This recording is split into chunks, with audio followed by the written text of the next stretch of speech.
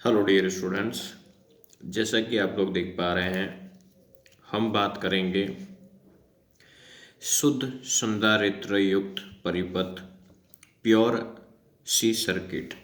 तो इसको हम करने के लिए सबसे फर्स्ट क्या करेंगे, हम सी कैपेसिटेंस का एक कैपेसिटर लेंगे, उसके साथ हम श्रेणी क्रम में सीरीज के अंदर हम अल्टरनेटिंग करंट का मतलब होता है हम प्रत्यावर्ती धारा को जोड़ेंगे।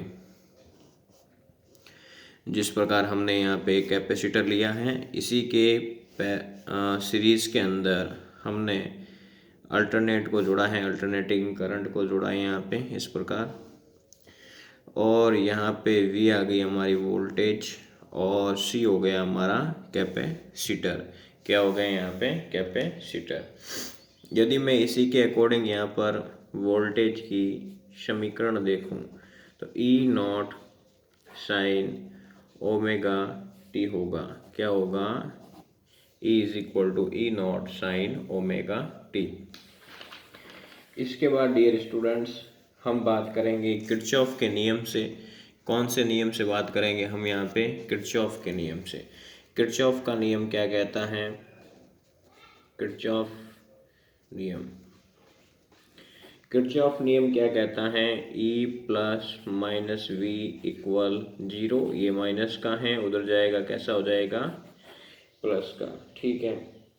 अब मुझे क्या देखना है इसको इंस्टेंटेनियसली, यानी कि जो तात्क्षणिक समीकरण होती हैं, इंस्टेंटेनियस कौन सी यहाँ पे जो तात्क्षणिक समीकरण होती हैं, इंस्टेंटेनियस कौन सी होती है यहाँ पे? इंस्टेंटेनियस।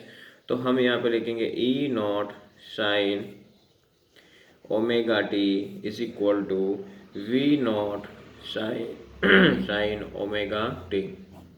ये इससे कट, तो क्या आ गया? E not is equal to V not. यहाँ तक मेरे किसी मित्र को दिक्कत नहीं होनी चाहिए, किसी को दिक्कत नहीं होनी चाहिए बिल्कुल। अब मान लो इसी के ऊपर मुझे प्रत्यावर्ती धारा की समीकरण चाहिए। क्या चाहिए? प्रत्यावर्ती धारा की समीकरण चाहिए। तो मैं कैसे निकालूंगा प्रत्यावर्ती धारा की समीकरण यहाँ पे? तो ध्यान से सुने। हमारे पास कैपेसिटर का एक फॉर्मूला होता है C is equal to Q upon V. मुझे यहाँ पे क्या चाहिए? Q चाहिए। तो कैसे निकालेंगे? Q इज वी डिवाइड में कहाँ चला जाएगा? मल्टीप्लाई में चला जाएगा। ठीक है। तो Q बराबर कितना आ गया यहाँ पे? CV। और V को हम E कंसिडर करेंगे इसके अंदर, तो Q बराबर हम इस V की जगह क्या लिखने वाले हैं? E। क्या लिखेंगे? E। फिर E की जो हमने इक्वेशन आपको फर्स्ट ही बताई थी, E not sine omega T, तो हम क्या करेंगे? इसकी जगह यहाँ लिखेंगे इसकी जगह। तो Q is equal to C E not sine omega T. यहाँ तक किसी मित्र को दिक्कत नहीं होनी चाहिए। अब हम क्या करेंगे? इसका अवकलन करेंगे, डिफ्रेंशिएट करेंगे। तो किसके सापेक्ष करेंगे? Q के सापेक्ष, D Q upon D T. इसके बाद क्या करेंगे? D upon D T. फिर देखेंगे C E not sine omega T. ठीक है। अब इसके बाद यदि मैं इसका डिफ्रेंशिएट करता हूँ यहाँ पे, D Q upon D T is equal to C E not, तो बाहर आ जाएगा।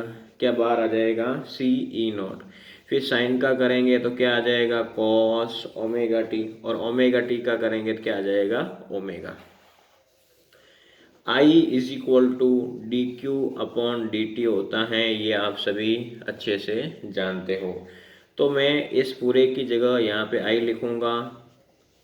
I लिखने के बाद E not omega C cos omega T लिखूँगा वापस, ये वाली सिचुएशन। ठीक है। अब देखो इसके अंदर क्या आएगा दोस्तों? E नॉट 1 अपॉन ओमेगा जो C है वो किसके बराबर हो जाएगा? इसके अंदर जो ये सिचुएशन जो बन रही है, उस सिचुएशन को हम I नॉट के बराबर रखेंगे। किसके बराबर रखेंगे मित्रों? I नॉट के बराबर रखेंगे। तो इस पूरे की जगह मैं क्या लिखूँगा?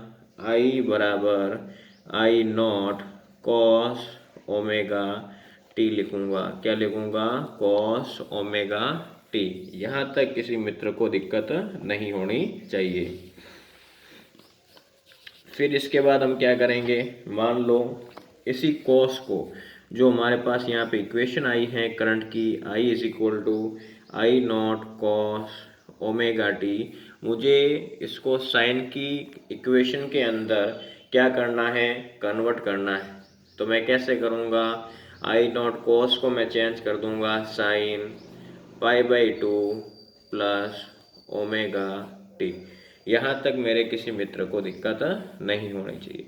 हमारे पास समीकरण कॉस के टर्म में भी आ गई है और किसके टर्म में आ गई, यहाँ पे साइन के टर्म में भी आ गई है। बिल्कुल यहाँ तक किसी बच्चे को दिक्कत नहीं होनी चाहिए। अब मानो हमें इसके अंदर कलांतर निकालना हो। क्या निकालना हो? कलांतर। तो हम कलांतर कैसे निकालते हैं? तो बिल्कुल आप देखें, मैं बता रहा हूँ आपको कलांतर कैसे निकालना है। हम बात करें कलांतर की, किसकी बात करें? कलांतर। तो कलांतर की जो वोल्टेज के ऊपर जो समीकरण होती हैं वो होती है ई नॉट साइन ओमेगा टी, और जो धारा की जो समीकरण होती हैं वो होती हैं I naught sine π/2 plus omega t. अब इसके अंदर जो वोल्टता की कला है, क्या वोल्टता की कला है, वो है हमारी ओमेगा टी है। क्या है यहाँ पे? Omega T. जो इसके अंदर धारा की कला है, क्या है? धारा की कला। धारा की कला के अकॉर्डिंग π/2 प्लस ओमेगा टी है। मुझे निकालना है कलांतर। क्या निकालना है? कलांतर। तो मैं बड़े में से छोटा माइनस करूँगा, इसमें कुछ ऐड हो रहा है तो बड़ा ये हो गया, ये छोटा। तो मैं कैसे देखूँगा, π/2 plus omega t minus omega T, ये से कट, क्या बच गया, फाई इज इक्वल टू π/2। इसका मतलब यह है कि संधारित्र यानी कि सी प्योर सी सर्किट के अंदर जो धारा होती है वो वोल्टता से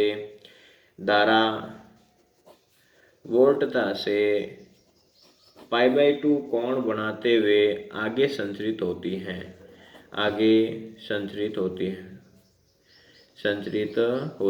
π/2 कोण बनाते हुए आगे संचरित होती है। यहाँ तक मेरे किसी मित्र को दिक्कत नहीं होनी चाहिए। धन्यवाद।